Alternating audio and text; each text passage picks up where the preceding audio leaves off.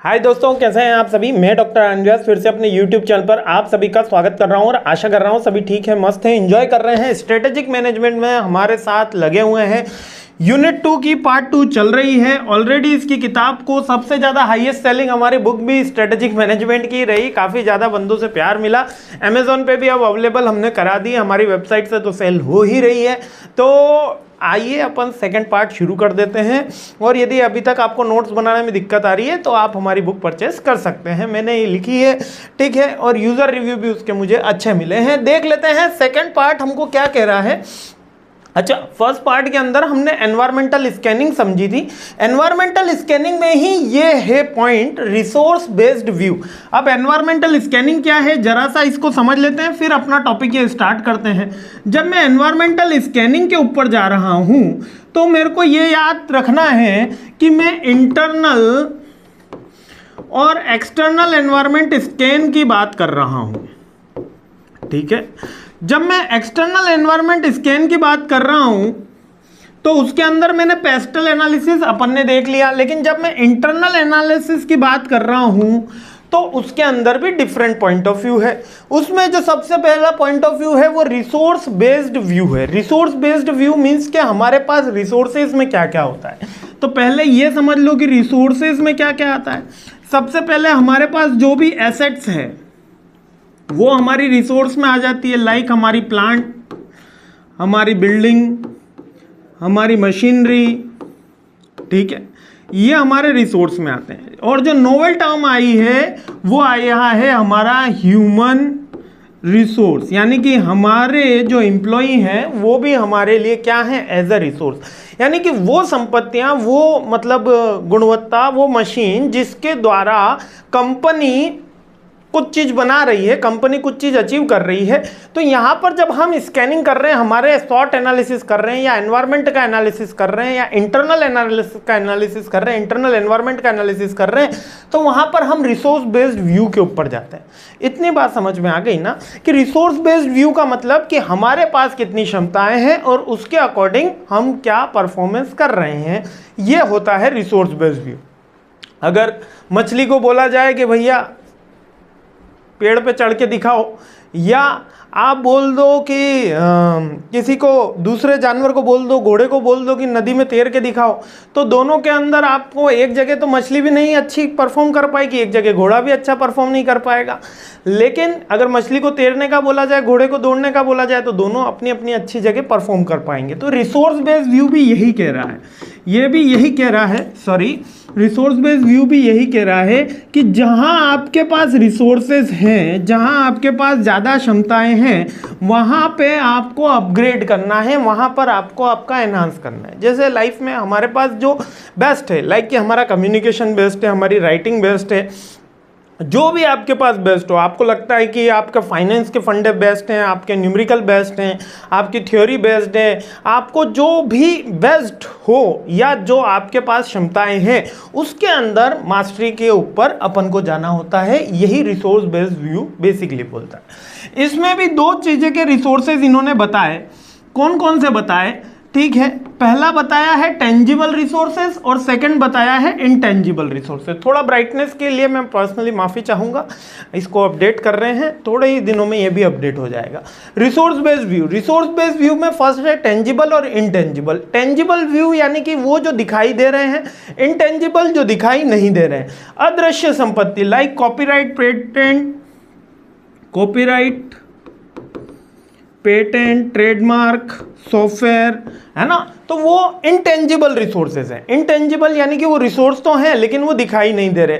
हो सकता है कम्युनिकेशन स्किल भी कोई इसके अंदर रिसोर्स में गिन ले कि एम्प्लॉय की कम्युनिकेशन स्किल काफ़ी स्ट्रांग है, तो वो इनटेंजिबल रिसोर्सेज में आ गया। टेंजिबल यानी बिल्डिंग, प्लांट, मशीनरी, एसेट्स, ये सारी की सारी टेंजिबल रिसोर्सेज में आता है। इमोबाइल भी होते हैं और हेट्रोजीनियस भी होते हैं।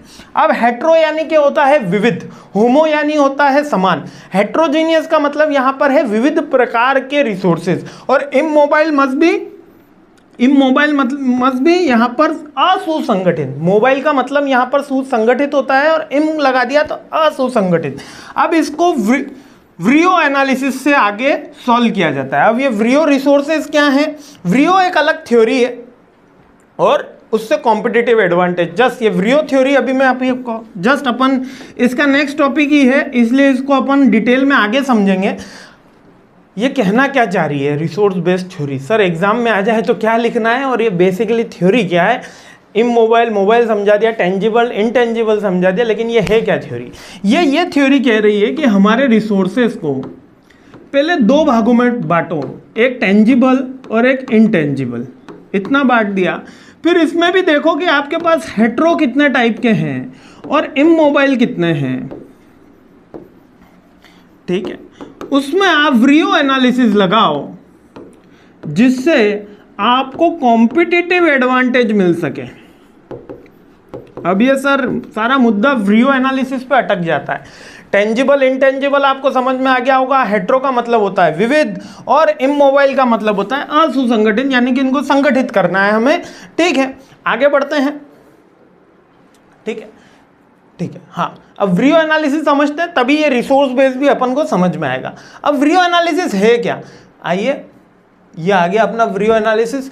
व्रियो एनालिसिस बेसिकली 4 क्लस्टर में डिवाइडेड है। ये भी हमारे एक रिसोर्स बेस्ड व्यू का एक अपग्रेडेड वर्जन इसको कह सकते हो, एक एनवायरमेंटल स्कैनिंग की प्रोसेस कह सकते हो। इसके अंदर हम क्या करते हैं, हम ये देखते हैं कंपनी में, जैसे हम स्वॉट एनालिसिस कर रहे थे, हम व्रियो एनालिसिस करते हैं।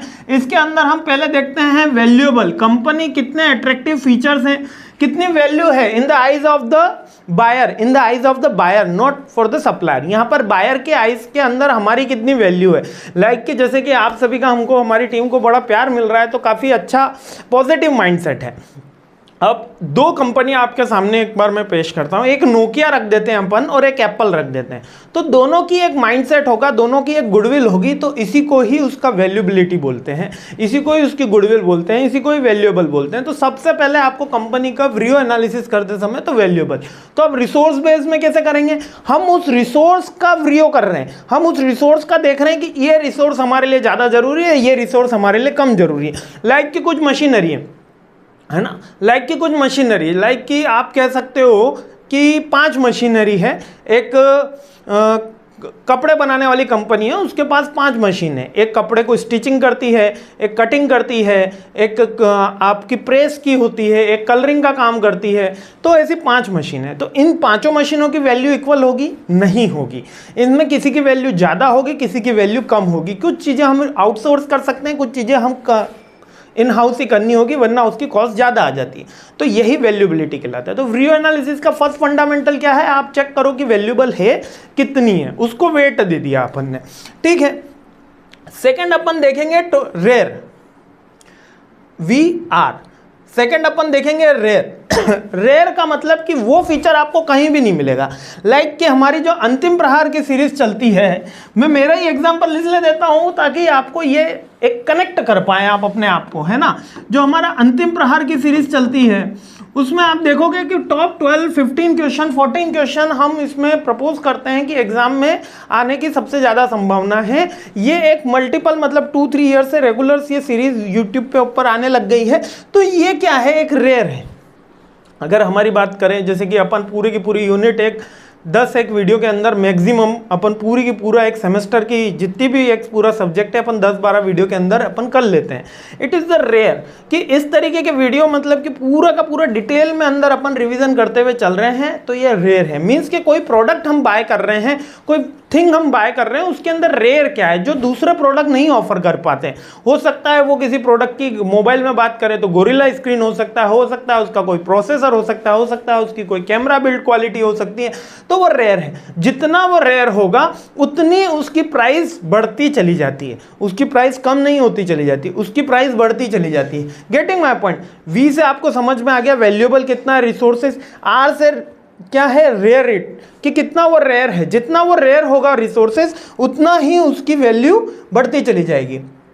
हाँ, अब आई से होता है इमिटेट। अब ये इनइमिटेट है वैसे तो, कॉस्टली टू इमिटेट। इमिटेट का मतलब होता है किसी का पालन करना, अनुकरणीय होना, ठीक। यहाँ पर क्या बोला गया है कि एक जैसे कि स्टूडेंट को टीचर का अनुकरण करना चाहिए, सीखना चाहिए उससे, है ना, अच्छी बातें ही हमेशा सीखनी चाहिए। तो इमिटेट का मतलब कि आप उसको कोई कॉपी कर सकता है क्या? आज अपन सबको पता है एप्पल एक प्रॉफिटेबल कंपनी है, हाईएस्ट प्रॉफिटेबल कंपनी है। मतलब मैं हमेशा इसका एग्जांपल इसलिए लेता हूं क्योंकि मिनिमम 50% मार्जिन के साथ डील करती है कंपनी।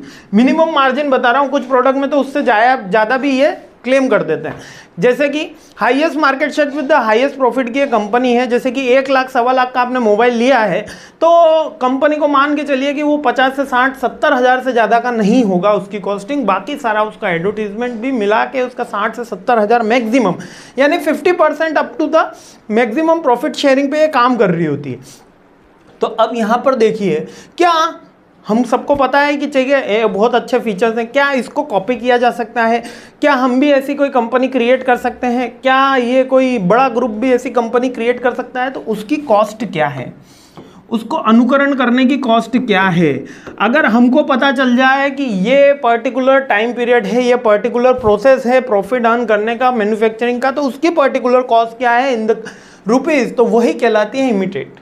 अगर ये जितनी ज़्यादा होगी कंपनी की ग्रोथ उतनी ज़्यादा होगी, कंपनी की वैल्यू उतनी ज़्यादा होगी, क्योंकि हर कोई कॉपी नहीं कर सकता। अब एक सस्ती पेंसिल बना दो 2 रुपए की तो हर कोई उसको बना सकता है। क्यों? क्योंकि इसमें कोई ज़्यादा रिसोर्सेज की ज़रूरत नहीं आएगी। लेकिन आपको स्पेशल डिज़ाइनर से पेंसिल बनाओगे, पेंसिल की बात कर रहा हूँ, स्पेशल डिज़ाइनर पेंसिल बना दी 350 रुपये की, और उस डिज़ाइन को कॉपी करने में दिक्कत आ रही है, तो वो कॉस्ट हो गया। जितनी उस डिज़ाइन की प्रॉब्लम आएगी उसी को ही आगे बढ़ाने में उसकी वैल्यू बढ़ती चली जाती कंपनी के। इसी तरीके से हम रिसोर्सेज में भी डील करते हैं। जब जिस रिसोर्सेज को अगर हम कॉस्ट उसकी चेक कर रहे होते हैं कि ए की जगह बी रिसोर्सेज किया जा सकता है कि नहीं किया जा सकता, तो अगर वो जितना रेयर होगा, जितनी उसकी कॉस्ट कम होगी, वो रिसोर्सेज की वैल्यू कम होगी, जिसकी उसकी कॉस्ट बढ़ेगी क्योंकि उसकी वैल्यू भी बढ़ रही है। ठीक है, आगे बढ़ते हैं।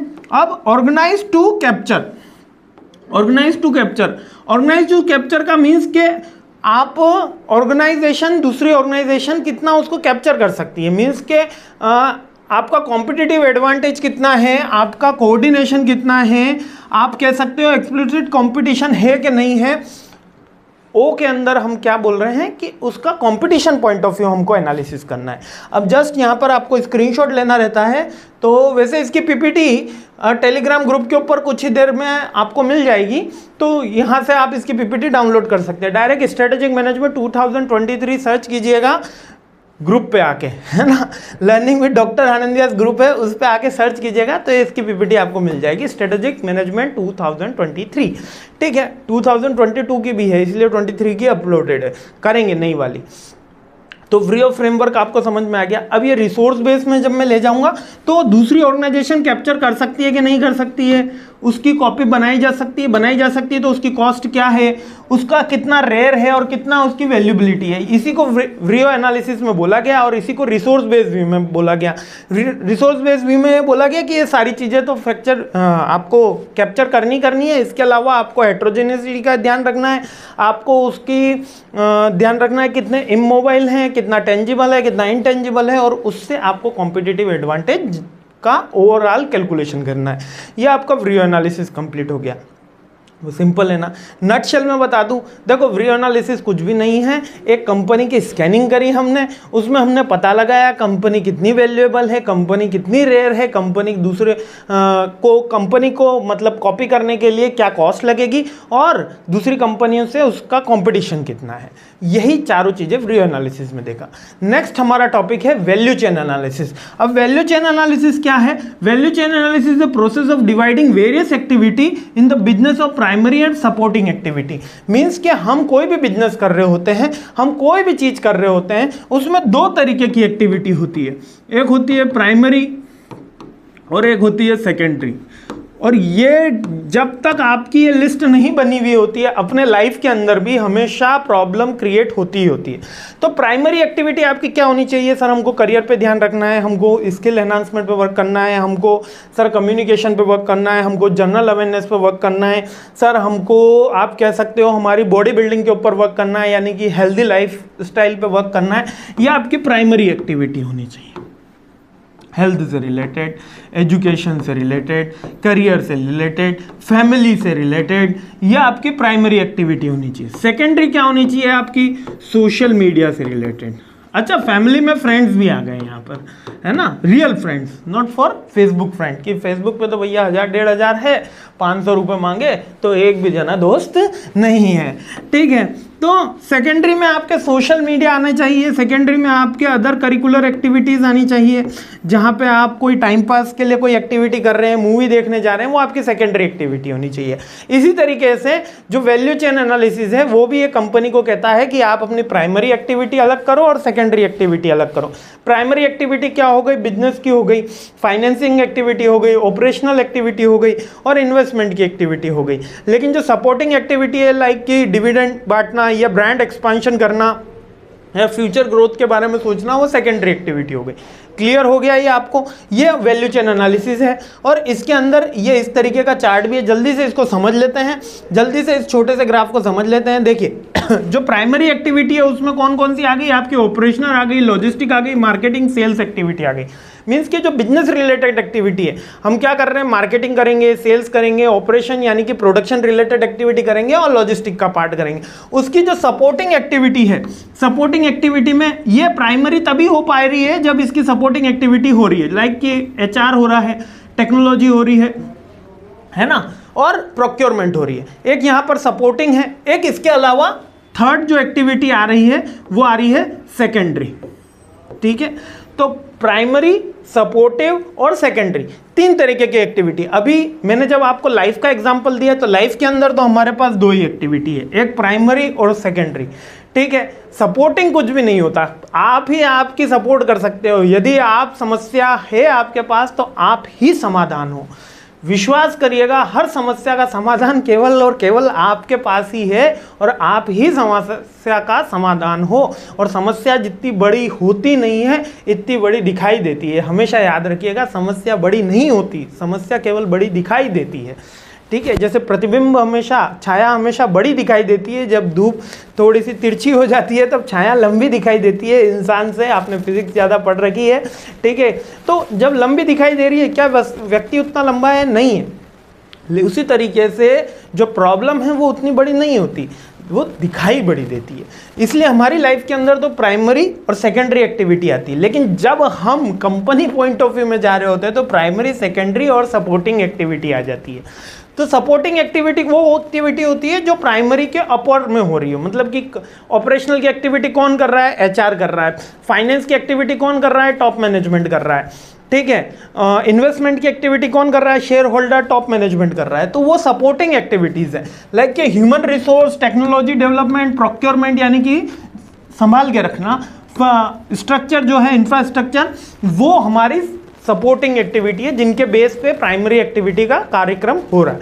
तो वैल्यू चेन एनालिसिस ये कह रहा है, यहाँ तो केवल वैल्यू चेन एनालिसिस दो एक्टिविटी को डिफर कर रहा है, एक तो प्राइमरी एक्टिविटी और एक सेकेंडरी एक्टिविटी और सपोर्टिव एक्टिविटी। लेकिन यहाँ पर जब अपन बुक्स पढ़ेंगे तो हमको प्राइमरी और सपोर्टिव ही देखने को मिलती है, ठीक है। थोड़ा सा आगे और लेवल में जाओगे तो सेकेंडरी भी आपको मिल जाएगी कि प्राइमरी, सेकेंडरी, सपोर्टिव हो गई, ठीक है। लेकिन अभी के लिए MBA के लेवल के लिए प्राइमरी और सपोर्टिव दो तरीके की एक्टिविटी हमको देखने मिलती है।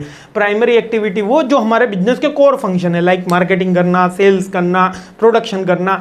सपोर्टिंग एक्टिविटी वो जो प्राइमरी करने में हेल्प कर रही है, लाइक कि ह्यूमन रिसोर्स हो गया, आपका मैन पावर के लिए जो डिपार्टमेंट बना हुआ है ह्यूमन रिसोर्स का, वो पूरा का पूरा हो गया। इंफ्रास्ट्रक्चर एक्टिविटी हो गई, इन्वेस्टमेंट की एक्टिविटी हो गई, जो प्रोडक्ट बनाया उसको रखने की व्यवस्था हो गई, स्टोर हो गया, ठीक है। ये सारी एनालिसिस हो गया। तो इसको वैल्यू चेन एनालिसिस बोलते हैं। इसको क्या बोलते हैं?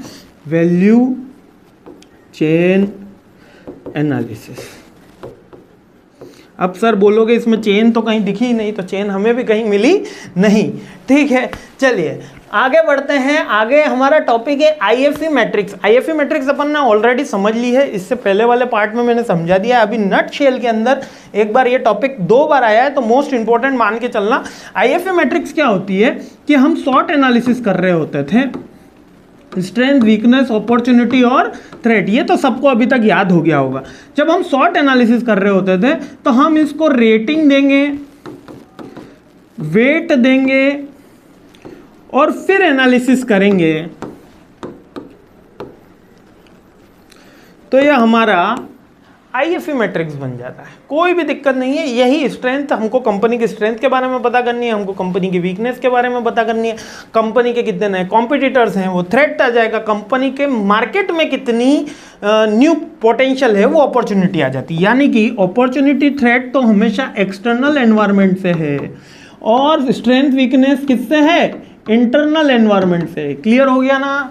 स्ट्रेंथ कंपनी की, वीकनेस कंपनी की, अपॉर्चुनिटी मार्केट में, थ्रेट मार्केट में, यही चारों चीजें अपन को जज करनी है और इनमें अपन को रेटिंग देनी है और इसी के अकॉर्डिंग अपन को क्या देना है, वेट भी देना है और एक एनालिसिस करना है। ऑलरेडी IFE मैट्रिक्स मैंने एक बार लास्ट वीडियो में समझा दी है, इसलिए यहाँ पर थोड़ा सा नटशेल में मैंने खत्म किया ताकि वीडियो लंबा ना हो। आपने मुझे इतनी देर सुना, इसके लिए बहुत बहुत धन्यवाद, बहुत बहुत दिल से धन्यवाद। जय हिंद, खुश रहिए, मुस्कुराते रहिए। जय हिंद।